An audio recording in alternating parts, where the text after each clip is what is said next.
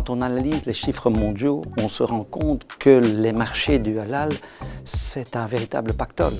Et nos entreprises wallonnes ne veulent pas rater cette opportunité. C'est la raison pour laquelle elles se sont réunies en un club halal, soutenu tant par les pouvoirs publics que par le secteur privé.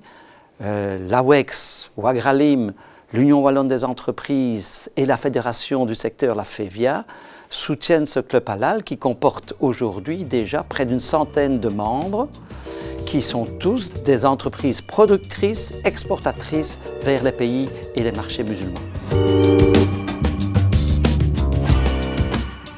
Pour la société Mitra, le marché halal consiste à répondre à un besoin de nos clients en Asie du Sud-Est, au Moyen-Orient, où nous sommes présents depuis 5-6 ans maintenant. Et c'est principalement avec des produits de type hygiène intime et des produits vitaminés. Et donc, le marché aujourd'hui représente pour nous, sur le plan international, environ 1 million d'euros, ce qui n'est pas négligeable par rapport à la taille totale de l'entreprise.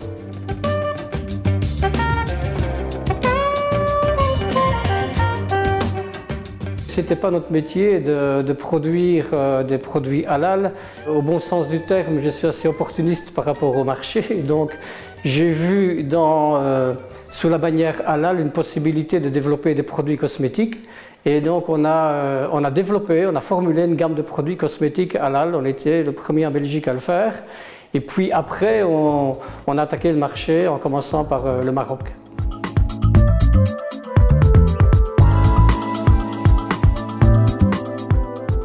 Notre chiffre d'affaires de la société Colonna est de 35 millions d'euros et le halal représente environ 5% de notre chiffre d'affaires total. Par la participation au salon, on est en train de développer justement des contacts avec des clients pour faire également un chiffre d'affaires pour le halal pour la grande exportation.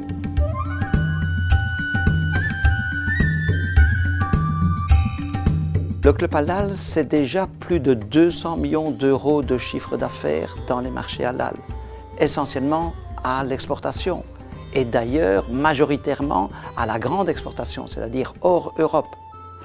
Les secteurs concernés ne sont plus seulement le secteur de l'agroalimentaire qui tombe sous le sens, mais de plus en plus les cosmétiques, le pharmaceutique, les services logistiques, l'industrie des loisirs. Tous ces secteurs sont concernés par les normes halal.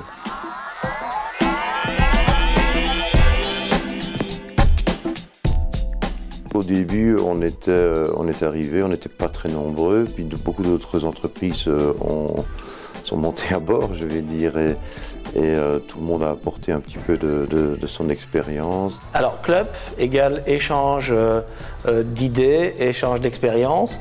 Et donc, il est important pour nous, fabricants, de pouvoir comprendre, en termes de certification, comment répondre à nos distributeurs locaux. Puisqu'on a développé une gamme de produits halal, ça m'a obligé à éprouver nos techniques de développement pour des produits à l'exportation et aussi éprouver notamment et maîtriser toute la difficulté qu'il y a en matière réglementaire à l'exportation.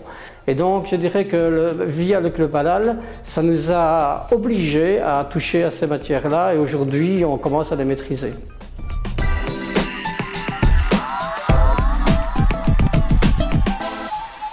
Les démarches sont plus simples aussi, notamment pour tout ce qui est salon. Les salons internationaux, on a participé à un salon à Jakarta, et ce genre de salon était très difficile à organiser en tant que société simple, et tandis que là on avait des stands communs, c'était sympa.